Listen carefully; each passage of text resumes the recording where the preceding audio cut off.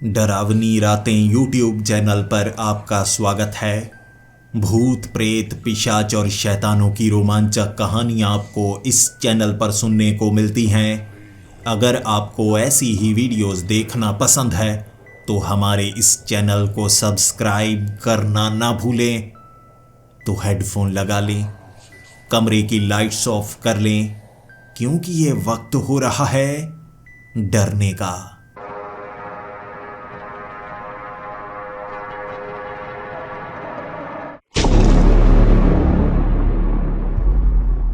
Hello दोस्तों, मेरा नाम मोहित है और इस समय मैं नानी के घर के आगे वाले गेट के सामने खड़ा हूं, वो भी अपने सामान के साथ। मुझे नानी के घर में कई दिनों तक रहना है और मेरे माँ बाप मुझे गेट के पास छोड़कर जल्दी से निकल चुके हैं। आखिर मैं यहां पर कैसे पहुंचा? मेरे माँ बाप यही कह रहे थे, एक बड़ी मुसीबत आ गई है, तुम्हें जल्द से जल्द किसी रिश्तेदार के घर में छोड़कर आना होगा। कुछ दिनों की बात है, बाद में हम लेने के लिए आ जाएंगे। वो थोड़े डरे हुए थे, ऐसा लग रहा था कोई मुसीबत आ चुकी है। क्योंकि मेरी उम्र 15 साल है, वो मुझसे कोई बात शेयर करते ही नहीं। जब दादाजी बीमार थे तब भी मुझे कुछ नहीं बताया गया था। जब एक बार माँ बीमार थी तब भी मुझे कुछ नहीं बताया गया था, और इस बार भी बिल्कुल वैसा ही लग रहा है। गाड़ी में सामान भरकर जल्द से जल्द मुझे नानी के घर वो छोड़ने के लिए आना चाहते थे, और नानी को उन्होंने बता दिया था। और मैं नानी के घर के आगे वाले गेट के सामने अकेला खड़ा हूं, और ये घर बना हुआ है जंगल के बीच में। मैं चारों तरफ देखे जा रहा था।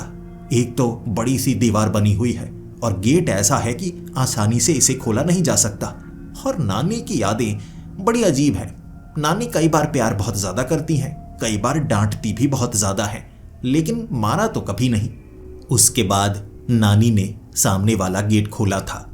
उस गेट को खोलने में उन्हें काफी ज्यादा परेशानी हुई थी, क्योंकि जो चार दीवारी है वो लगभग 20 से 22 फुट ऊंची है, और ये जो गेट है ना, ये लोहे का गेट है। और जब नानी ने उस गेट को खोला था ना, मैंने महसूस किया 1 फुट मोटा गेट था। आखिर नानी को कैसा खतरा, वो अंदर छिपकर क्यों रहती हैं? फिर नानी ने मुझे देखा और गले से लगा लिया, और नानी को देखकर मैं भी बहुत ज्यादा खुश था। नानी जब भी घर आया करती थी, अच्छी अच्छी चीजें लेकर आया करती थी, और नानी हर बार 500 रुपए का नोट मुझे देकर जाती थी। इसीलिए अच्छी यादें दिमाग में घूमना शुरू हो चुकी थी। लेकिन नानी मुझे यहाँ पहुंचते ही 1000 रुपए देंगी, मुझे नहीं पता था। मैंने कहा, नानी रहने दो, इसकी क्या जरूरत है। लेकिन ये सिर्फ कहने की बात होती है। मैंने 1000 रुपए अपनी जेब में डाल लिए थे और खुशी खुशी नानी को गले से लगाया, फिर सामान को खींचना शुरू कर दिया। नानी ने कहा, जरा अंदर हो जाओ, मुझे गेट बंद करना है। ये जंगली सा इलाका है, कई बार जानवर अंदर आ जाते हैं। अब आगे का हिस्सा तो दूर दूर तक दीवारों से बंद किया गया है। हमारे पास जमीन बहुत ज्यादा बड़ी है, देखो तो सही। मैं देखने लगा, वो जो चार दीवारी थी ना, इतनी ज्यादा दूर तक कि मैं देख तक नहीं पा रहा। बीच में बहुत घने घने पेड़ थे, और जंगली इलाका घर के पीछे भी मुझे नजर आ रहा था। मैंने नानी को पूछा, नानी पीछे भी जंगल है? मैं पहले तो यहाँ कभी आया ही नहीं। नानी ने कहा, कैसे आओगे, तुम्हारी माँ तुम्हें कभी यहाँ आने ही नहीं देती थी। हर बार मुझे ही तुम्हारे पास मिलने के लिए आना पड़ता था। तुम्हारी माँ डरपोक बहुत है। जब वो यहाँ पर रहा करती थी ना, तब भी ऐसी ही बातें किया करती थी। नानी ने फिर उस गेट को बंद किया, और उस गेट को बंद बड़े अजीब तरीके से किया गया था। 5 ताले लगाए थे नानी ने, 5 मोटे मोटे ताले। मैंने कहा, नानी इतने ताले लगाने की क्या जरूरत है? नानी ने कहा, कई बार ना यहाँ पर जंगल में गलत लोग घर के अंदर घुसने की कोशिश करते हैं। दीवार इतनी ऊंची है, इस पर तो चढ़ा नहीं जा सकता, क्योंकि ऊपर ईंटें रखी हैं, कांच लगाया हुआ है, और बहुत खतरनाक चीजें बाहर भी लगी हैं, तो दीवार पर तो चढ़ा नहीं जा सकता।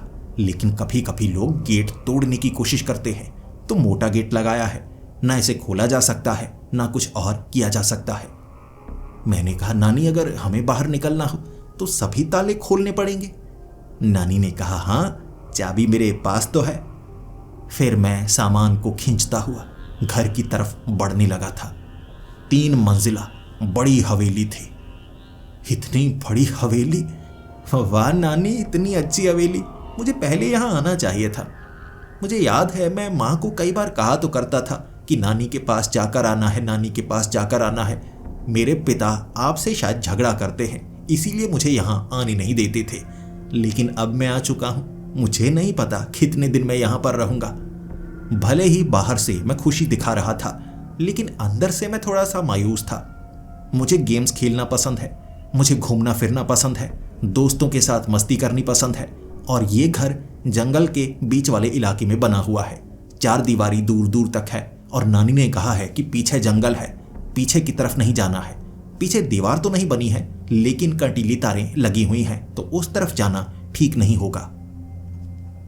जब हम उस घर के अंदर गए, अंदर तो बड़ी अच्छी अच्छी कुछ सुनहरी चीजें और ज्यादातर चमकीली चीजें थी।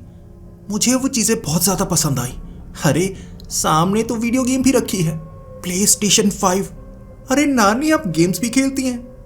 नानी ने मुस्कुराते हुए कहा, अरे तुम आ रहे हो तो मैं तुम्हारे लिए अच्छी चीजें लाकर नहीं रखूंगी, तुम्हारे खेलने के लिए है, तो तुम खेलते रहना। अब तो यहाँ रहने में मजा आएगा ना। तुम्हें क्या लगा नानी को पता नहीं है तुम्हें क्या पसंद है और क्या नहीं पसंद? मैंने फिर से नानी को गले से लगा लिया और उसके बाद मैं गेम्स खेलना तो चाहता था, लेकिन नानी ने कहा, नहीं, पहले गेम्स नहीं, पहले मैं तुम्हारे लिए केक बनाती हूँ, बिस्किट बनाती हूँ, कुछ अच्छी अच्छी चीजें लेकर आती हूँ, तो इकट्ठे बैठकर हम खाएंगे और बातें करेंगे। मैंने कहा, जी नानी, तब तक मैं घर देख लूं।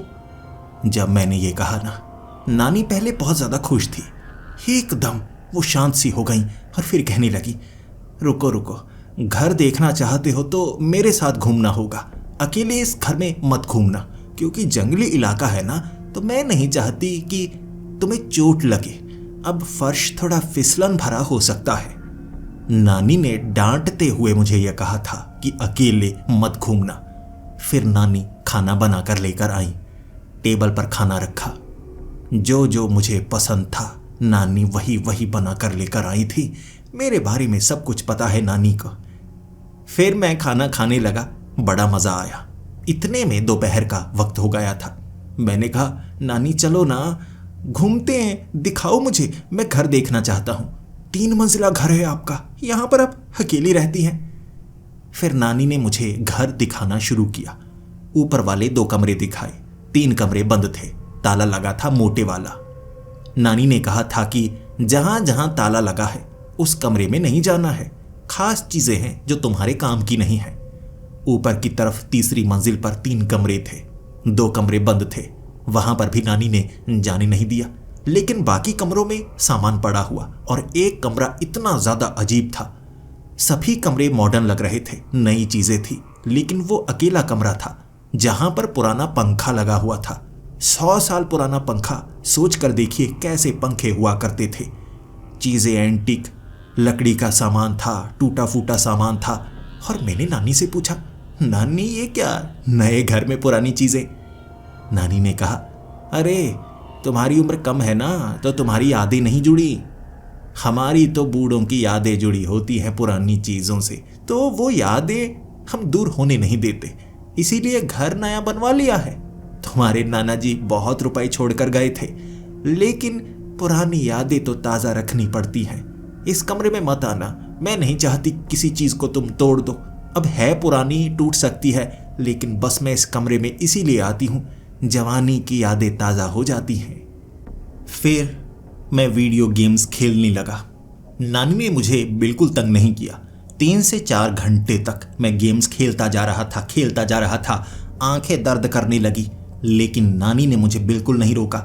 माँ हर बार रोका करती थी, ज्यादा गेम्स नहीं खेलनी चाहिए, आंखें खराब हो जाती हैं, लेकिन नानी ने बिल्कुल नहीं डांटा। दोपहर के वक्त नानी सो गई थी, शाम को उठी भी तो खाना बनाने लगी। उसके बाद मुझे खुद लगा कि खेलते खेलते ज्यादा समय हो गया है, अब अंधेरा हो गया है, मुझे ज्यादा गेम्स नहीं खेलनी चाहिए। नानी के पास आया हूँ, थोड़ी बातें करता हूँ। गेम्स मैंने बंद कर दी। फिर मैं कुछ नानी से बातें करने लगा। नानी ने खाना फिर से अच्छा बनाया। खाना खाने के बाद नानी ने इशारा किया, सामान तुम्हारा उस कमरे में रख दिया है, अलमारी में सारा सामान पड़ा है, नए वाला वो कमरा है, सभी चीजें वहां पर हैं, खेलने के लिए भी, तो वहां तुम्हें रात गुजारनी है, सुबह मैं तुम्हें घुमाने के लिए जंगल के पीछे वाले हिस्से में लेकर जाऊंगी। वहां पर एक छोटा तालाब भी है। अब उसे जंगल नहीं कह सकते, वो भी हमारी ही जमीन है। जंगल से पीछे, वो कंटीली तारों के अंदर, बड़ा मजा आएगा बिना खतरे के। नानी की बातें सुनकर मुझे बड़ा अच्छा लगा था और मैं सोने के लिए जल्दी चला गया। लेकिन 11 बजे से पहले तो मैं सोया ही नहीं करता था। इतनी जल्दी नींद कहाँ से आ जाती? अभी तो 9 ही बजे थे। तो बेड पर लेटा हुआ करवटें लेता रहा। नींद नहीं आ रही थी। अचानक खरोंचने की आवाज आई। यह खरोंचने की आवाज बेड के नीचे से आई थी, जैसे कोई बिल्ली नीचे छिपी हो या कोई जानवर। ये खरोंचने की आवाजों ने मुझे परेशान कर दिया था, जिसके बाद मुझे लगा मुझे नीचे देखना चाहिए। मैं बिल्कुल भी डरा हुआ नहीं था। नानी का यह घर मुझे अच्छा लगा था। मैंने जब नीचे देखा, नीचे मुझे कुछ नहीं मिला। मैं तो सरक कर बेड के नीचे भी पहुंचा था कि खरोंचने की आवाजें तो आ रही थी। फिर मैंने हल्की सी लाइट मारी। बेड के नीचे कुछ निशान बने थे, लेकिन नीचे बुरादा नहीं था। ये निशान पुराने होंगे, लेकिन जो भी कोई खरोंच रहा था वो बेड के नीचे ही खरोंच रहा था। फिर से मैं बेड के ऊपर आ गया। भूतों की फिल्में ज्यादा देखा करता था, इसीलिए शायद अब डर लगने लगा था। कुछ देर बाद फिर से खरोंचने की आवाज आई। मेरी तो सांसें रुक गईं। एक तो ये जंगली इलाका था और बाहर से टिड्डों की आवाजें या पंछियों की आवाजें आ रही थी, और एक कौवे की आवाज बार बार खिड़की के पास से आ रही। तो मुझे डर लगने लगा। मैंने दोबारा बेड के नीचे नहीं देखा। मैं सीधा पहुंचा नानी के पास।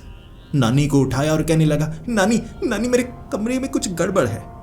नानी ने कहा, क्या गड़बड़ है, दिखाओ तो मुझे। नानी मेरे साथ आई थी। कभी कभी अपने कमरे में मैं डर जाया करता था तो माँ को बताया करता था, और माँ कहती, डरते नहीं, तुम बड़े हो गए हो, 15 साल के, ऐसे डरते हो। लेकिन अंदर से तो मैं बच्चा था। इस बार तो ज्यादा डर लग रहा। कभी बेड के नीचे से आवाजें नहीं आई थी और जंगली इलाका सोचकर डर लगे जा रहा। लेकिन नानी अच्छे थे। नानी मेरे साथ आई और कहने लगी, कहाँ है, तुम्हें आवाजें नीचे से आ रही है ना? मैं भी यहाँ पर बैठती हूँ, देखती हूँ ये आवाजें कब तक आती हैं। कुछ देर आवाजें नहीं आई। हल्की सी एक आवाज आई थी और फिर नानी कहने लगी, ये आवाज, अरे ये आवाज तो वो दीमक है ना, लकड़ी को लगा हुआ है, इसीलिए ऐसी टक टक की आवाज समय समय पर आती रहती है। इस पर ज्यादा ध्यान मत देना। नानी ने यह कहा तो थोड़ा डर कम हुआ, लेकिन पहले खरोंचने की आवाजें आ रही थी, बाद में दीमक की कुछ और आवाजें आईं। नानी ने कहा, डरने की कोई बात नहीं है, कुछ नहीं है। अब मेरे जैसी बूढ़ी की हवेली में क्या ही कुछ होगा। मैं भूत शब्द का इस्तेमाल करना चाहता था, लेकिन नानी को डराना भी नहीं चाहता था। रात को मैं उसी कमरे में रहा था। हल्की फुल्की आवाजें आई थीं, लेकिन जब नींद आ गई पता ही नहीं चला। सुबह 6 बजे नानी ने मुझे उठाया था और कहा था, चलो आज यहाँ नहीं नहाना, हम तालाब में नहा कर आएंगे। पीछे एक तालाब है, नदी से निकलता हुआ पानी तालाब में आ जाता है और वो तालाब का पानी कांच की तरह साफ है। नहाए हो कभी तालाब में? मैंने कहा, नहीं नानी, मन तो बहुत किया करता था। नानी ने कहा, चलो बड़ा मजा आएगा। नानी मुझे घर से काफी दूर जंगली इलाके में लेकर गई थी। आगे मुझे एक कंटीली तार नजर आ रही थी। 7 फुट ऊपर तक वो कंटीली तार थी, जिसे पार नहीं किया जा सकता था, जैसे बॉर्डर बनाया गया था। और मैं हैरान, अरे हमारे पास इतने रुपए हैं, नानी के पास तो काफी रुपए लगते हैं, लेकिन माँ तो कहती रहती है हम तो पहले गरीब हुआ करते थे। बाकी नानी से पूछता हूं। तालाब के पास नानी लेकर गई। सब बातें भूल गई। पानी कांच की तरह साफ था, ज्यादा गहरा भी नहीं था। नानी ने कहा, तैरना चाहते हो? आता है तैरना? मैंने कहा, नानी तैरना तो नहीं आता। फिर नानी ने कहा, चलो कोशिश करो, पानी ज्यादा गहरा नहीं है। मैं पानी में तैरता रहा, बहुत समय तैरता रहा। तब तक तैरा जब तक पानी में सांप नहीं आ गया। और नानी इतनी बहादुर, छलांग लगाकर नानी ने सांप को पकड़ा। वो सांप जहरीला था। नानी ने उस सांप को पकड़ा और वो सांप ने नानी के हाथ पर काट लिया। काले रंग का सांप। स्कूल में मैंने पढ़ा है, जिस सांप का रंग जितना चटकीला होता है वो उतना जहरीला होता है। कुछ चूहे खाने वाले सांप होते हैं जो कि मिट्टी जैसे रंग के होते हैं, लेकिन ये काला सांप था, जहरीला सांप। नानी ने उस सांप का सर कुचल कुचल कर उसे मार डाला और उसकी जो लाश थी ना उसे लिफाफे में डाला। और नानी कहने लगी, डरने की कोई बात नहीं है, बस हल्का सा काटा है, कुछ नहीं होगा। मैंने कहा, नानी नानी काला सांप था, इसमें जहर बहुत ज़्यादा होता है, चलो चलो डॉक्टर के पास दिखाना होगा। डॉक्टर का नाम सुनते ही नानी घबरा गई और कहने लगी, नहीं नहीं नहीं नहीं नहीं, बाहर नहीं जाना है, इलाज मैं खुद कर लूँगी, डरने की कोई बात नहीं है। औषधि वाला कमरा मेरे पास है, हर तरह की औषधि मेरे पास है। वैसे भी सांप को मारा है, पकड़ा है, इसके जहर से मैं एंटीडोट बना सकती हूँ। मैंने कहा, नानी ये सब आपको आता है? नानी बाहर नहीं जाना चाहती थी। मुझे नानी ने कहा, तुम नहाओ, मैं 1 मिनट में आती हूं। मुझे तो डर था नानी के साथ कुछ हो ना जाए, जहर कुछ मिनट में असर करता है। नानी 20 से 25 मिनट बाद वापस आई थी। जब वो वापस आई, मुझे कहने लगी, ये सांप पता नहीं कहां से आ गया। वैसे यहां पर कोई सांप है तो नहीं, लेकिन वो कंटीली तार के बीच से निकलकर कभी कभी ऐसा कोई जानवर आ ही जाता है, या कहूँ सांप आ जाता है। मार दिया ऐसे, अब डरने की कोई बात नहीं। कुछ और नजर तो नहीं आया ना? मैंने कहा, नहीं नानी, कुछ और नहीं, लेकिन आपको कुछ हुआ तो नहीं? नानी ने कहा, ये देखो, मैंने इंजेक्शन भी लगा लिया, दवाई मेरे पास थी, इस सांप के काटे की दवाई मेरे पास थी, मैंने लगाई, अब कुछ नहीं होगा। अच्छे से नहा लिया है, तो चलो नाश्ता करते हैं। फिर हम वहां से वापिस आ चुके थे। मुझे इतना तो पता था कि नानी के हाथ पर चोट लगी है, सांप के काटने के कारण निशान तो बन चुका है। फिर नानी मुझे घर के अंदर छोड़कर बाहर किसी खास काम के लिए जाना चाहती थी, लेकिन वो दरवाज़ा खोलकर नहीं गई। उन्होंने कहा, मैं जंगल के रास्ते से एक खास काम करने के लिए जा रही हूँ, तुम तब तक इंतज़ार करो। और नानी मुझसे कितना प्यार करते थे, इसीलिए मुझे लगा घर देखते हैं, ऐसी जगह देखते हैं जहाँ पर ताला लगा हुआ है। चाबियों के कई गुच्छे नीचे रखे हुए थे। अब क्या बताऊं कितने ताले हो सकते हैं, लेकिन क्या 400 से 500 चाबियां हो सकती हैं? वहां 400 से 500 चाबियां थी। चाबियों के गुच्छे भरे पड़े थे। इतनी चाबियां आखिर नानी ने क्यों रखी होंगी, ये मैं सोचता रहा। लेकिन ऊपर वाले एक कमरे की चाबी मोटी होगी, क्योंकि ताला बड़ा था। नीचे आकर मैंने देखा मोटी कुछ चाबियां थी, जिसका एक अलग गुच्छा था। मैंने उस गुच्छे को उठाया, उसके बाद सबसे ऊपरी कमरे को मैंने खोला। जब मैंने उस कमरे को खोला था ना, अंदर बहुत सारे बच्चों के खिलौने थे। कुछ इतने पुराने कि पूरी तरह से काले हो चुके थे। कुछ गुड़िया वहां पर रखी हुई थी, कुछ टूटे फूटे खिलौने। 30 से 40 साल पुराने जमाने के खिलौने भी मुझे वहां पर मिले। शुरू शुरू में मुझे लगा था ये नानी के ज़माने के खिलौने हो सकते हैं, लेकिन इतने नए पुराने खिलौने एक कमरे में नानी ने संभाल कर क्यों रखे हैं? नानी से सवाल पूछूंगा। अरे नहीं नहीं, नानी को पता चल गया, नानी डांटेंगी, लेकिन प्यार भी तो करती हैं, कितना डांट लेंगी। 2-3 घंटे बाद नानी वापस आई थी। उसके बाद मैंने नानी से बात करना शुरू कर दिया। घुमा फिराकर मैंने नानी को कहा, नानी आपके ज़माने में खिलौने भी हुए होंगे? नानी ने कहा, हाँ, लेकिन मुझे खिलौनों के साथ खेलना शुरू में तो पसंद नहीं था, बाद में बहुत ज़्यादा। अब तो मैं गुड़ियों के साथ खेलती हूँ। मेरी हंसी निकल गई। नानी, इस उम्र में गुड़ियों के साथ कौन खेलता है? नानी ने कहा, मैं खेलती हूँ और कुछ ऐसी औरतों को भी जानती हूँ, उन्हें भी खेलना पसंद है। फिर मैंने कहा, नानी ऊपर वाले कमरे में खिलौने रखे हैं, आप उनसे खेलती होंगी ना? नानी कहने लगी, कौन से खिलौने? खुले कमरे में तो कोई खिलौना नहीं रखा। फिर नानी को अचानक जैसे कुछ याद आया हो, वो गुस्से में कहने लगी थी, वो ऊपर वाले बंद कमरे में तुम गए तो नहीं ना? देखो, मैं तुम्हें सावधान करना चाहती हूँ। जिन कमरों को बंद रखा गया है, बंद रखने के कुछ कारण हैं। दोबारा तुमने ऐसा किया, फिर मैं सजा दूंगी। देखो, हमारा प्यार अलग, लेकिन जो नियम बनाए गए हैं तुम्हें उसका पालन करना होगा। मैं हमेशा डांटती हूँ, लेकिन अगर इस बार दोबारा गलती की मैं तुमसे कभी बात नहीं करूँगी, फिर रहना खुद ही।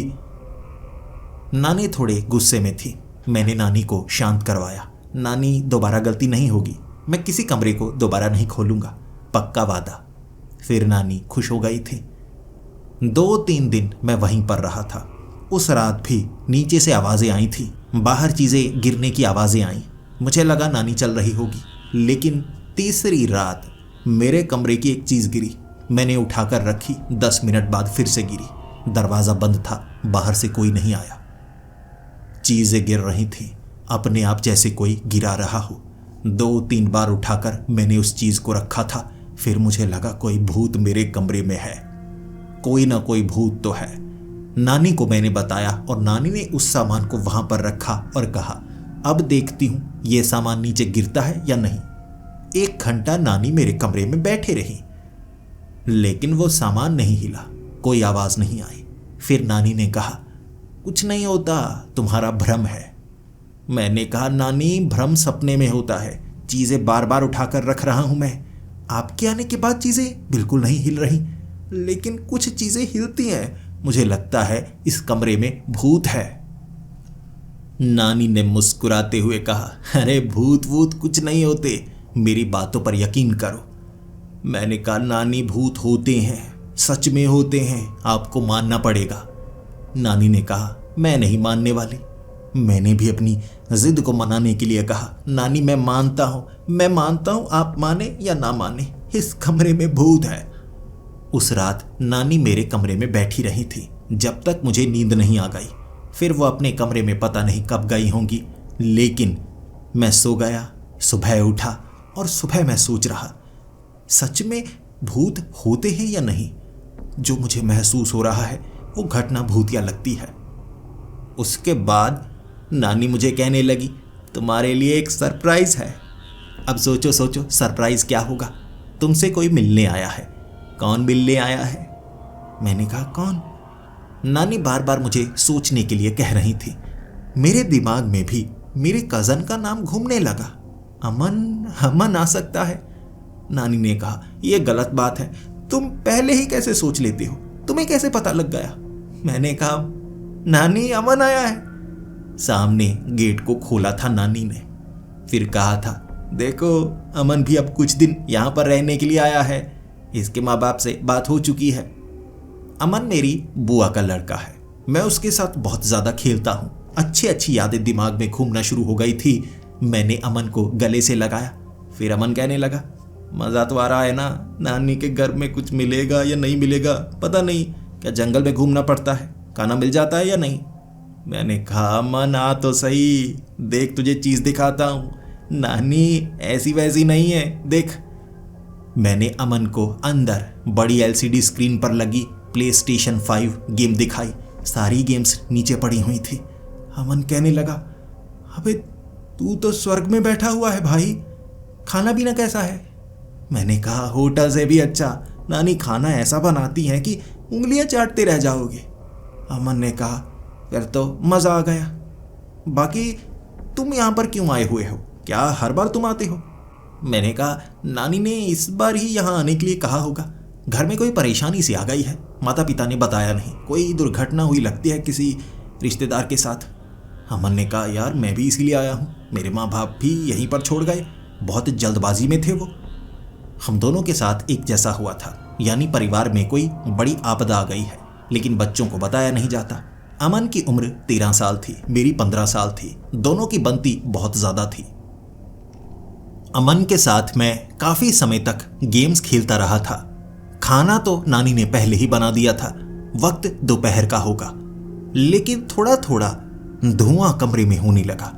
आंखों में थोड़ा थोड़ा धुआं चुभने लगा था, जिस कारण अमन ने भी कहा था, ये धुआं कहां से हो रहा है भाई, नानी को बता देना, गेम्स खेल रहे हैं, अभी आंखों में धुआं पड़ रहा है यार। मैंने कहा, नानी को तू ही कह दे, नानी गुस्से वाली भी है। उसने कहा, नानी गुस्सा कभी करती ही नहीं, मुझे तो कभी नानी ने डांटा तक नहीं। मैंने कहा, नानी ने मुझे तो कई बार डांटा है, पीटा कभी नहीं। उसने कहा, हाँ, नानी थोड़ी बातें बनाने में तेज है। मैंने कहा नहीं नबे, नानी बातें नहीं बनाती, नानी तो भोली है। लेकिन हम दोनों में से कोई भी नानी को यह कहना नहीं चाहता था कि धुआं हो रहा है। फिर मुझे उठना ही पड़ा। मैंने किचन में देखा तो नानी कुछ नहीं बना रही थी। धुआं किचन से आ ही नहीं रहा था, धुआं तो कहीं और से आ रहा था। मैंने ये अमन को बताया। वो गेम में इतना खोया हुआ था कि मुझे गेम को बंद करना पड़ा। फिर मैंने कहा अमन धुआं हो रहा है, धुआं हो रहा है। अमन ने कहा धुआं? अब धुआं कहाँ से हो रहा है, कुछ जल गया होगा। मैंने कहा यही तो परेशानी है। एक तो नानी ने घर में ज़्यादातर सामान लकड़ी का रखा हुआ है, किचन में कुछ नहीं है जो जल रहा हो, तो कहीं और जल रहा होगा, आग तो नहीं लग गई। अमन और मैं नानी को ढूंढने लगे थे, आवाज़ें लगाने लगे थे, लेकिन नानी ने कोई जवाब नहीं दिया था। एक एक करके हम अलग अलग कमरे में गए। अमन कह रहा था ये ताले कमरों में क्यों लगे हुए हैं। मैंने कहा अमन देख, जहाँ ताले लगे हैं तालों को नहीं खोलना है, बाकी कमरों में चेक करना है। लेकिन धुआं एक कमरे से आ रहा था जिसके आगे 3 ताले लगे थे। उसके बाद मैंने अमन को देखा और कहा अमन लगता है अंदर ना बिजली की तारों में शॉर्ट सर्किट हो गया होगा, जिस कारण आग लग गई होगी। तो क्या करें अब, खोले दरवाजे को। अमन ने कहा हाँ खोलना होगा ना, आग तो बुझानी पड़ेगी ना। मैंने कहा नानी ने कहा है चाहे जो हो जाए ताले नहीं खोलने हैं। अमन ने कहा अब एक घर को आग लग जाएगी ना, फिर क्या करेंगे। हम दोनों सोचे जा रहे। कुछ समय बाद जब धुआं ज्यादा बढ़ने लगा, हम भागे भागे नीचे आए। हम चाबियां ढूंढ रहे थे, कैसी चाबी लग सकती है। 400 से 500 चाबियां थी, 50 से ज्यादा चाबियों के गुच्छे बने हुए थे। इसीलिए कौन सी चाबी लगेगी ये सोचने में परेशानी हो रही थी। जब हम चाबियों में से ढूंढ रहे थे कुछ, पीछे नानी आकर खड़ी हो गई, घूरने लगी। गुस्से में थी नानी। जैसे ही अमन पीछे मुड़ा वो डर गया, चीख पड़ा। मैंने भी नानी को देखा, हम दोनों डर चुके थे। नानी ने हाथ में पकड़ी हुई एक छड़ और हमारी तरफ दांत को कुरेदते हुए बोलने लगी थी चाबी क्यों ढूंढ रहे हो, बताया है ना मैंने तुम्हें, जहां पर ताले लगे हैं तालों को नहीं खोलना है। फिर अमन ने डरते डरते कहा अरे नानी ऊपर से धुआं आ रहा था, हमें लगा आग लग गई होगी। फिर नानी ने कहा अच्छा ऊपर से। वो कमरे के अंदर मैं थी, अंदर मैं पूजा पाठ कर रही थी, धूप जलाया हुआ था, इसीलिए धुआं बाहर आ रहा होगा। अब छोड़ दो, भूल जाओ। मैंने कहा नानी लेकिन बाहर तो ताले लगे थे ना, आप अंदर कैसे गई। नानी ने आंखें दिखाई डराने के लिए, लेकिन बात तो सही थी, जहां ताले लगे हैं नानी अंदर कैसे गई होगी। नानी ने और कोई जवाब नहीं दिया, बल्कि यही कहा शाम का वक्त होने को आ गया है, अमन को थोड़ा घुमाओ, पीछे वाला वो तालाब दिखाओ और ये बता देना सांप आया था अब नहीं है, मैंने अच्छे से देख लिया है, अब ऐसा कुछ नहीं दिखने वाला, घुमा कर लेकर आओ इसे भी। फिर नानी दोबारा ऊपर चली गई। पता नहीं किस कमरे से वो बाहर निकली थी, वहां से तो नहीं निकली होंगी, कहीं तो चली गई कि नजर ही नहीं आ रही थी, ना जवाब दे रही थी। अमन ने कहा चल चल बाहर चल बाहर। मैं अमन के साथ बाहर गया। फिर अमन कहने लगा यार नानी का स्वभाव बदला बदला नहीं लग रहा। मैंने कहा हाँ यार स्वभाव काफी बदला बदला सा है, पहले तो नानी कभी गुस्सा किया नहीं करती थी, लेकिन अब ये घर में भी मैं कभी नहीं आया था, पता नहीं कैसे नानी यहाँ पर रहती हैं। फिर अमन ने कहा बात मुझे तो बड़ी अजीब लग रही है भाई, ताले लगे हैं तो नानी अंदर कैसे थी, अंदर से धुआं तो आ रहा था, बाद में धुआं आया होगा या नहीं, देखें क्या। हम दोनों ऊपर जाकर आए। उस कमरे से अब भी थोड़ा थोड़ा धुआं निकल रहा था, लेकिन हम उसके अंदर जाने वाले नहीं थे। नानी को बता दिया, हमारा काम पूरा। फिर हम बाहर गए। तालाब के पास में अमन को लेकर गया था और फिर अमन कह रहा यार मुझे यहाँ काफ़ी ज़्यादा डर लग रहा है, नानी जैसे बोली ना, एक बार के लिए सच बताऊं मैं पतलून गीली करने वाला था। फिर हम बातें करते रहे। मुझे 2-4 दिन यहाँ रहते हुए हो गए थे, अमन तो अभी आया था। मुझे भी नानी काफ़ी अजीब लगने लगी थी, लेकिन अमन ने पहले ही दिन ज़्यादा नोटिस किया कि नानी की चाल बड़ी अलग सी लग रही है। नानी की उम्र ज्यादा है, लेकिन जब नानी गुस्से में होती है ना, पीठ का उनका कुबड़ बिल्कुल ठीक सा हो जाता है, सीधी खड़ी हो जाती है जैसे कुबड़ हो ही ना। मैंने कहा हाँ, नानी जब खड़ी थी ना तो हमसे ऊंची लग रही थी। कुबड़ के कारण उनका कद छोटा सा हो गया था, लेकिन वैसे कद में लंबी है वो। जब गुस्से में होती है कुबड़ अपने आप ठीक कैसे हो जाता है। हमने बहुत सारी बातें की थी। शाम तक हम वहीं पर थे। उसके बाद हम वापस आए। शाम को नानी बड़ी खुश थी। उन्होंने खाना बनाया, बहुत सारा खाना बनाया, इतना खाना कि 10 लोग भी वो खाना खा सकते थे। मैंने पूछा, नानी इतना खाना, मेहमान आने वाले हैं? नानी ने कहा, नहीं, थोड़ा डांट दिया ना तुम्हें, इसीलिए मैंने ज़्यादा खाना बनाया ताकि तुम ज़्यादा खाना खा सको। जो पसंद है वो खाओ, बाकी मत खाना चाहे। अमन ने मेरी तरफ देखा और कहा, यार कुछ गड़बड़ है नानी के साथ। इतना खाना कौन बनाता है? या तो नानी सठिया गई है या हम बचपन में ही सठिया चुके हैं। उस रात अमन मेरे ही कमरे में था। रात के 11 बजे जब नीचे से खरोंचने की आवाज़ आने लगी ना, तब अमन ने कहा, भाई नीचे क्या है, आवाज़ क्या कर रहा है? मैंने कहा, कुछ नहीं, ये दीमक की आवाज़ है। नानी का कहना है कि पलंग जिस लकड़ी से बना है उसमें दीमक बहुत ज़्यादा है। तब अमन ने कहा, भाई दीमक तो माना, लेकिन ये खरोंचने की आवाज़ है जैसे कोई बिल्ली या कुत्ता हो। दीमक तो हमारे पलंग में भी लगा हुआ था घर में, लेकिन ऐसी आवाज़ें थोड़ी ना आती थी। वो तो टक टक की हल्की हल्की आवाज़ सी आती है, ऐसी आवाज़ नहीं आती। हमने बार बार नीचे देखा, नीचे कुछ नहीं था। सामने रखा हुआ ग्लास नीचे गिर गया था, हमारी आंखों के सामने, जैसे पीछे से किसी ने धक्का दिया हो। अमन तो डर चुका था। मैंने कहा, अमन ऐसा यहाँ होता है, नानी का कहना है कुछ नहीं है। मुझे लगा था मुझे भ्रम हो रहा है, सपने में ये नज़र आ रहा है। तुझे भी नज़र आ रहा है ना? उसने कहा, तू पागल है, ऐसे घर में रहता है, भूतिया है ये घर, भूतिया है। चल चल नानी के पास। हम नानी के पास पहुंचे। नानी को अमन वही कह रहा था जो मैंने भी कई बार नानी को कहा था। नानी मानने को तैयार नहीं। नानी ने कहा, चलो फिर, मेरे सामने कुछ नहीं हिलेगा। हम नानी को अपने कमरे में लेकर आए, लेकिन जो अमन था पीछे से ही इशारा कर रहा। नानी की आंखें ज्यादा लाल नहीं नजर आ रही। उसके बाद ना ग्लास गिरा, ना आवाज आई, लेकिन अमन बार बार इशारा किए जा रहा। तब नानी ने कुछ ऐसा किया था जिस पर हम यकीन नहीं कर पा रहे। नानी ने अपनी गर्दन को 180 डिग्री पीछे घुमाया था हमारी तरफ देखने के लिए। किसी इंसान की गर्दन ऐसे पीछे तक तो नहीं घूम सकती ना। नानी ने पीछे देखा और कहा, मेरी आंखें लाल इसलिए हैं क्योंकि मुझे नींद आई हुई है, मुझे सोना है। तुम्हें आवाजें आती रहती हैं मीरा, सोना खराब कर देते हो। नानी ने फिर गर्दन आगे की, अपने बेडरूम में चली गई। हम दोनों थर थर कांप रहे थे, थर थर। 5 मिनट तक हम दोनों ने कुछ नहीं बोला। उसके बाद अमन ने कहा, देख भाई, नानी पर भूत प्रेत का वास लगता है। ये जगह ऐसी है, मुझे लगता है नानी किसी प्रेत के वश में है। नानी आती है तो आवाज नहीं आती, नानी चली जाती है तो ऐसा लगता है कुछ है। कमरे में किसी प्रेत का वास है भाई, निकल इस कमरे से। हम उस कमरे से बाहर निकले थे। बाहर वाले उस फर्श पर सो गए थे। नानी का कमरा तो काफी आगे था। वक्त सुबह 4 बजे का होगा। 4 बजे नानी उठ चुकी थी और नानी ने हमें देखा ही नहीं होगा। नानी को लगा होगा कि हम तो अंदर होंगे कमरे के, डर कर बाद में सो गए होंगे। 4 बजे नानी घर से बाहर निकली थी।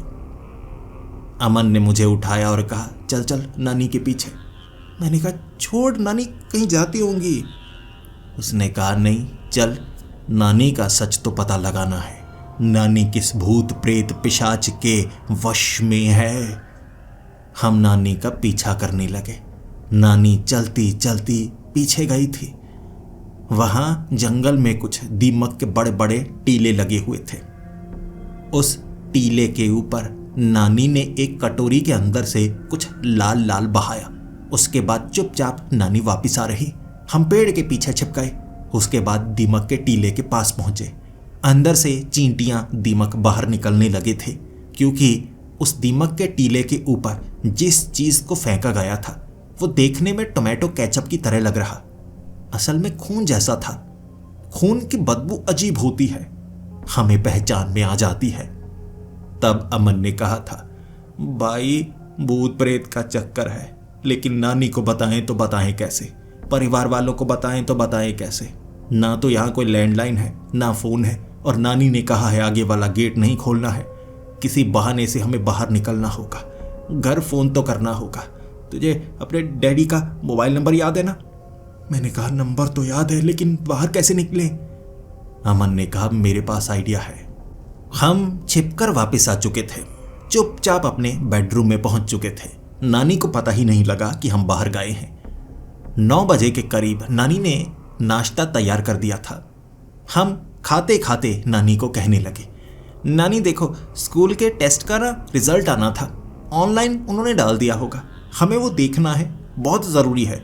देखो पता नहीं यहाँ कितने दिन रहना होगा, तो क्या हम रिजल्ट देखने के लिए बाहर जा सकते हैं? नानी आप साथ चलिएगा।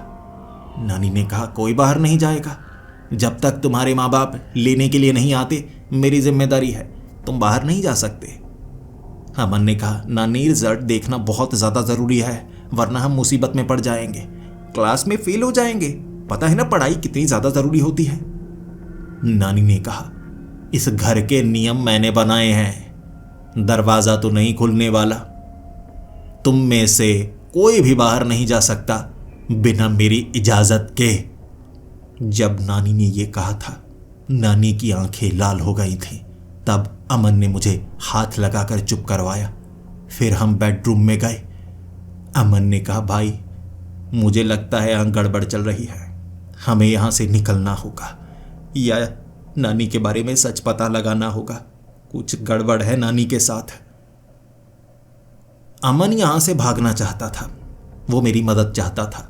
गड़बड़ नानी के साथ मुझे भी लग रही, माँ बाप ने हमें कुछ बताया क्यों नहीं? फिर अमन ने कहा भाई चाबियों का गुच्छा निकाल, बड़ी वाली जितनी चाबियां हैं ना, आगे वाले जितने ताले हैं उनमें लगती होंगी, निकाल। जब दोपहर के वक्त नानी यहाँ से बाहर कहीं निकलेंगी या सोएंगी, उस समय हमें चाबियों का इस्तेमाल करना है। हमने दोपहर के वक्त चाबियां निकाली, बड़ी वाली लगाने की कोशिश कर रहे, चाबी लगाते गए, इतने ताले थे, एक भी ताला खोल नहीं पाए। फिर हम वापस चाबी रखने के लिए आए, उस समय नानी वहीं पर थी। हमें देखकर नानी गुस्से में कहने लगी, चाबियों के साथ क्या किया तुमने? मैंने कहा नानी कुछ नहीं, हम ना चोर पुलिस खेल रहे थे, ये चाबियां हम पेड़ों पर लगा लगा कर खेलते हैं कि चोर है पुलिस है, और कुछ नहीं किया। नानी भरोसा नहीं हम पर।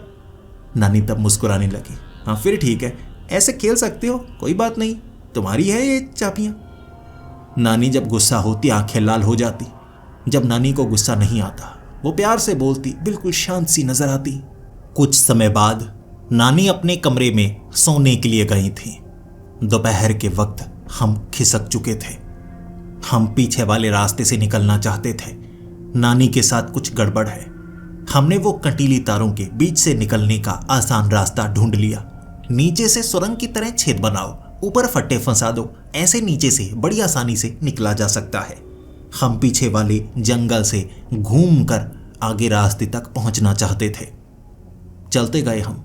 जंगल में हमें छोटे मोटे जानवर मिल रहे थे, कुछ बंदर मिले, कुछ कुत्ते भी मिले जो जंगली थे, लेकिन हम बचते बचाते काफी दूर तक निकले।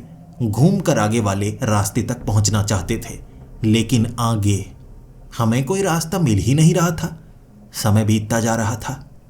धीरे धीरे हमें महसूस हो गया हम भटक चुके हैं, लेकिन फिर भी नानी से दूर किसी न किसी सड़क पर पहुंचेंगे, कहेंगे किसी को कि मदद करो, हमें लगता है नानी के साथ कुछ बुरा हुआ है। हम कहेंगे हम भटक गए हैं, हमें घर पहुंचा दो, लेकिन नानी के पास नहीं, हमारे असली घर। रास्ता मिल नहीं रहा था। 2 से 4 घंटे बीत गए। धीरे धीरे शाम का वक्त हो गया। थक गए थे हम पेड़ के नीचे बैठे हुए। ये कैसी जगह है, जंगली सी। और शाम के वक्त जिस पेड़ के नीचे हम बैठे थे उसके ऊपर बैठी हुई थी नानी। मुस्कुराते हुए कहने लगी थी, कब से तुम्हारा पीछा कर रही थी, सोचा जब तुम थक जाओगे तब मेरी याद आएगी। आ गई याद। नानी को यहाँ देखकर हम चीखने लगे थे और नानी नीचे उतरी और कहने लगी, अब चलो घर, घर जाने का समय हो गया है। हमने मना कर दिया, हम नहीं जाएंगे, हम अपने घर जाएंगे। नानी ने गुस्से में कहा था, तुम जाते हो घर या नहीं, आगे आगे चलो चुपचाप, दोनों की जिम्मेदारी मेरी है, चलो चलो, ऐसा ना हो मुझे हाथ उठाना पड़े। अमन की उम्र 13 साल थी, मेरी 15 साल थी। नानी की उम्र 80 साल के करीब होगी। नानी के कुबड़ निकला हुआ था। आखिर एक बूढ़ी औरत हम पर कैसे हावी हो सकती है। मैंने कहा, नानी बस बहुत हो गया, अब हम आपके साथ नहीं रह सकते, आपके साथ कुछ गड़बड़ है। नानी ने हमारी कलाई को पकड़ा, खींचना शुरू कर दिया, घसीटना शुरू कर दिया। नानी की पकड़ इतनी मजबूत थी, इतनी मजबूत थी, हम छुड़ा नहीं सकते थे। और तब लगा कुछ गड़बड़ है, ये भूत प्रेत का साया ही हो सकता है या किसी पिशाच का साया। नानी खींचते खींचते हमें कटीली तार के पास ले आई। इतनी करीब, क्या हम भागकर इतनी ही दूर गए हैं? बेहद करीब थी वो कटीली तार और वो छेद भी। नानी ने कहा, यहां से निकले, बड़े शरारती हो तुम, मुझे शुरू से ही लगा था तुम दोनों शरारती हो, शरारतें करोगे, आओ एक और रास्ता है। एक तरफ एक कंटीली तार का दरवाजा बना हुआ, दूर से देखने में कंटीली तार ही लग रही। नीचे 10 ताले लगे थे। 10 तालों को नानी ने खोला, एक चाबियों का गुच्छा जिसमें 10 चाबियां थी। ये ताले को खोला, उसके बाद हमें अंदर फेंका, ताले लगाए और फिर नानी ने कहा, ये गुच्छा नहीं मिलेगा, हाँ चाबियों का गुच्छा, तुम्हें क्या लगता है मैं आगे वाली उन चाबियों में रखती हूँ? ना आगे वाली तालों की चाबियां मिलेंगी, ना पीछे वाले तालों की चाबियां। अब भागने की कोई जरूरत नहीं है, ध्यान रखना, दोबारा ऐसी कोशिश मत करना। हम वापस कमरे में आ चुके थे। खाना खाने के बाद 10 बजे अमन ने मुझे उठाया और कहा, चल निकलते हैं, वो जगह अब भी है, छेद अब भी है, निकलते हैं जल्दी से, नानी के साथ गड़बड़ है, दोबारा निकल नहीं पाएंगे।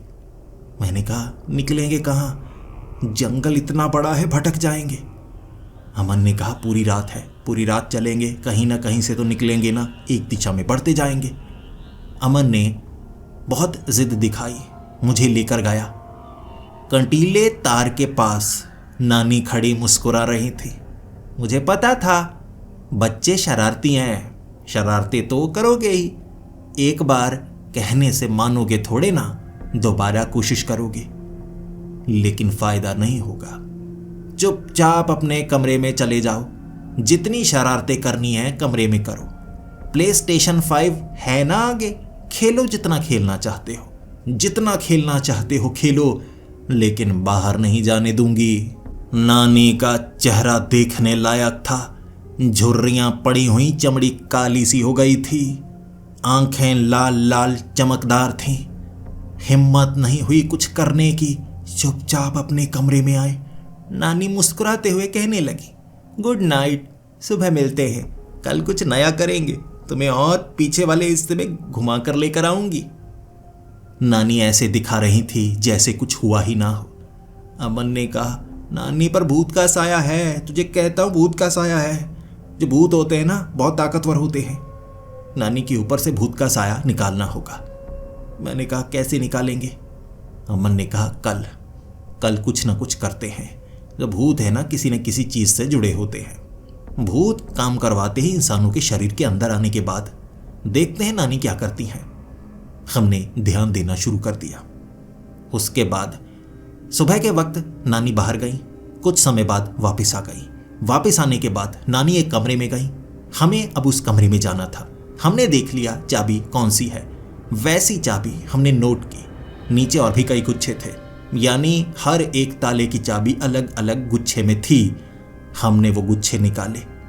जब नानी बाहर थी हमने उस कमरे को खोला और उस कमरे के अंदर हमें गुड़िया नजर आई, कई गुड़िया।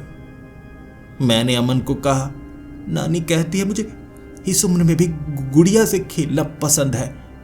वो काले रंग की गुड़िया थी जिसमें कई सारी पिन लगाई हुई थी। एक 6 फुट की गुड़िया थी जिसके जो बाल थे ना, वो किसी असली इंसान के बाल थे, इतने लंबे बाल। बाकी छोटी मोटी कई गुड़ियां पड़ी हुई। अब उन गुड़िया से बदबू भी आ रही थी। देखकर इतना डर लगा कि हमने उस दरवाजे को बंद कर दिया। फिर उस दरवाजे को खोलना चाहते थे जिससे धुआं निकलता है। समय बहुत था हमारे पास। चाबी ढूंढने की कोशिश की हमने। पहचान हो गई कि तालों के ऊपर कुछ लिखा है, उससे अंदाजा लग जाता है कि चाबी कौन सी है। चाबियां ढूंढी हमने, कई ताले लगे हुए, लेकिन खोले। जब हमने उस कमरे को खोला था ना, उस कमरे में बीच में आग लगी हुई थी। आग जलाई गई थी। एक बड़ा सा बर्तन, उसमें आग जलाई हुई। छोटे छोटे कई और बर्तन थे जिनमें खून था। गुड़िया रखी हुई थी एक तरफ, और एक गुड़िया ऐसी थी जिसे आग के बीच लटकाया गया था। उस गुड़िया को आग नहीं लग रही थी। वो कपड़े की तो थी, लेकिन आग में जल नहीं रही। किसी तरह का जादू टोना हो रहा था यहाँ पर।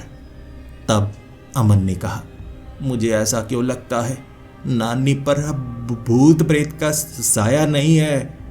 नानी ऐसी ही है, जादू टोना करती है।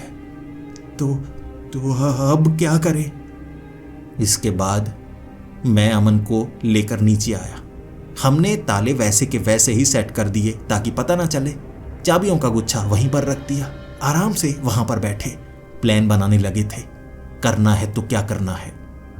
फिर अमन ने कहा, भाई अब सोचना होगा।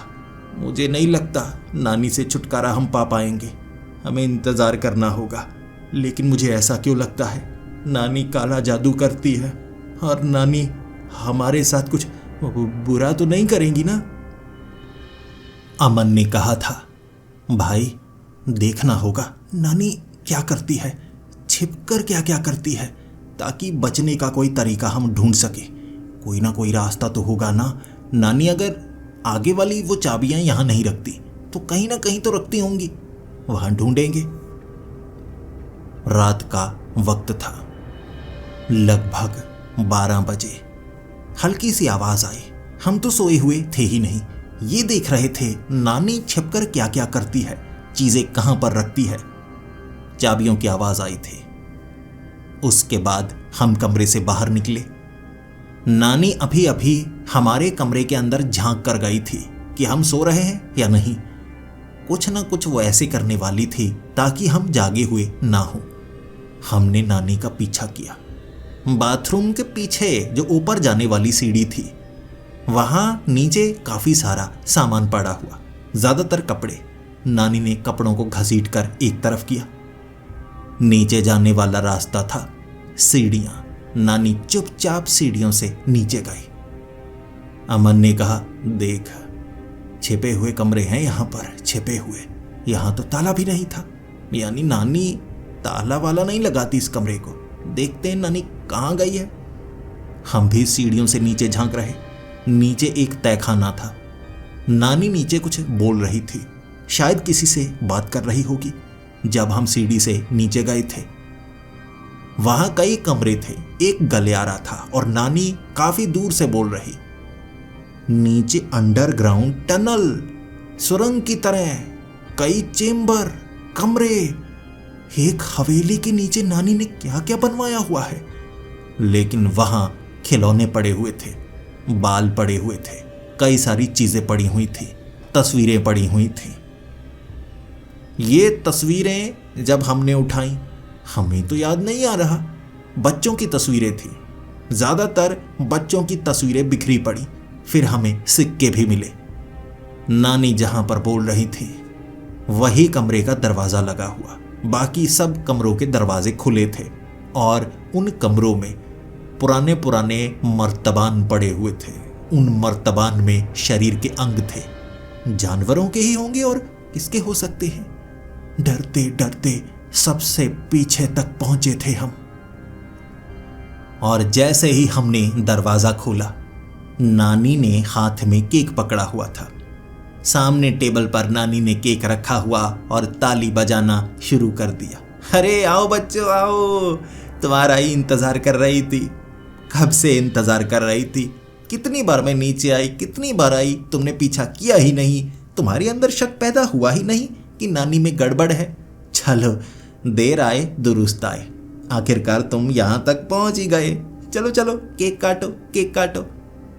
मैं और अमन सन्न थे। ये नानी क्या कर रही हैं? ये कोई मजाक था नानी?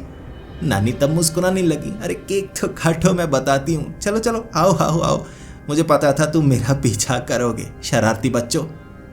हम केक के पास गए। नानी घूमकर दरवाजे के पास, दरवाजा नानी ने बंद किया। फिर नानी कहने लगी, काटो काटो, जल्दी जल्दी काटो, फिर मैं सब कुछ सच बताती हूँ। हमने केक काटा। हम केक को खाना चाहते थे, लेकिन जैसे ही केक कटा था ना, उसके अंदर से जैसे चॉकलेट निकलती है ना, लाल रंग का खून निकला था। हम दोनों डर गए। नानी हंसने लगी थी। डर गए। इतनी बार डराने की कोशिश की, इतनी बार बताने की कोशिश की, तुम समझ नहीं रहे थे, लेकिन आखिरकार तुमने वो किया जो मैं चाहती थी। हर किसी को यहां पर आना ही पड़ता है। तुम भी यहां पर आए। अब सच जानने का समय है, पूरा सच। मैं तुम्हारी नानी नहीं हूं, और अमन तुम्हारी तो वैसे भी नानी नहीं बनती। तुमने कभी नहीं सोचा कि तुम्हारे माँ बाप मुझे यहाँ क्यों छोड़ कर गए हैं? मैं तो मोहित की नानी हूं ना। तुम तो मोहित के बुआ के लड़के हो, तो तुम्हें यहाँ छोड़कर तुम्हारे माँ बाप कैसे चले गए? याद करने की कोशिश करो। जब तुम गाड़ी में आ रहे थे तो क्या हुआ? अच्छे से याद आ रहा है या नहीं? हमें सच में अच्छे से याद नहीं था, ध्यान ही नहीं दिया। ये क्या, अच्छे से कुछ याद नहीं है, गेट के पास छोड़ा था। नानी ने कहा, हाँ हाँ याद करो। जो यादें झूठी हों वो याद कैसे आएंगी?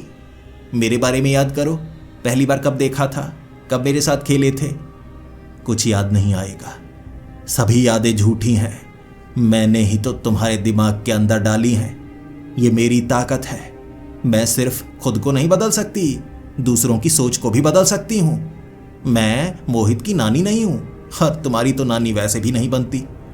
अब सच जानने का समय है कि मैं कौन हूँ और तुम यहाँ पर कैसे आए हो। तुम्हारे माँ बाप ने यहाँ पर तुम्हें नहीं छोड़ा है।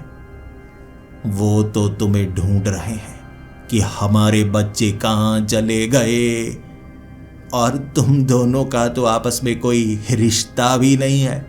बातें करके तुमने समझा ही नहीं, तुम्हें शक नहीं हुआ तुम इसके बुआ के लड़के नहीं हो। तुम किसी और शहर के रहने वाले, तुम किसी और शहर के रहने वाले। झूठी यादें तुम्हारे अंदर कि तुम रिश्ते में हो और मैं तुम्हारी नानी।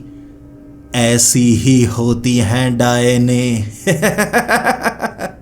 और यहां तक लेकर आना था तुम्हें। यही तो बलि का तरीका होता है। जब शिकार खुद चलकर आए, आ गए इस कमरे में, काट लिया केक। अब मौत का समय है। भूख मुझे भी लगती है, मैं उस खाने से पेट नहीं भरती। मेरा पेट इंसानी शरीर से भरता है, और वो भी 18 साल से कम के बच्चों से।